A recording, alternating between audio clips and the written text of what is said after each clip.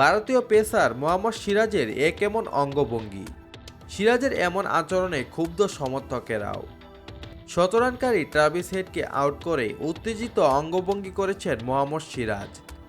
তবে এই কাজের জন্য সিরাজকে সমালোচনার মুখেও পড়তে হয়েছে। ভারতীয় পেসারের এমন ব্যবহার দেখে অখুশি সুনীল গাভাস্কারও।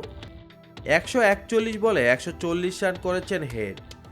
তবে দ্বিতীয় নতুন বলে সিরাজকে একটি ইয়র্কারে বোল্ড করেন তিনি। অস্ট্রেলিয়ার এই ব্যাটার আউট হয়ে ফেরার পথে সিরাজকে কিছু একটা বলতে দেখা যায়। তবে ভারতীয় পেসার উত্তেজিত হয়ে অঙ্গভঙ্গি করেন, মুখে কিছু বলেননি তিনি। তবে ট্রাভিস হেডও ছেড়ে দেওয়ার পাত্র নন, পাল্টা কিছু একটা বলতে দেখা যায়। বোঝা যাচ্ছে সিরাজের এমন আচরণে খুশি নন তিনি। তবে পরের দিন খেলা শেষে ট্রাভিস হেড জানান তিনি সিরাজকে খারাপ কিছু বলেননি, কিন্তু সিরাজ তা বুঝতে ভুল করেছে। ট্রাভিস হেড বলেন, আমি ওকে বলি ভালো বল করেছ, কিন্তু সিরাজ ভাবে আমি তাকে খারাপ কিছুই বলেছি। এদিন সিরাজের ওই অঙ্গভঙ্গি ভালোভাবে নেননি অ্যাডিলেডের সমর্থকেরা। তবে সিরাজের পরের বলগুলিতে তাকে বিদ্রূপ করতে দেখা যায়।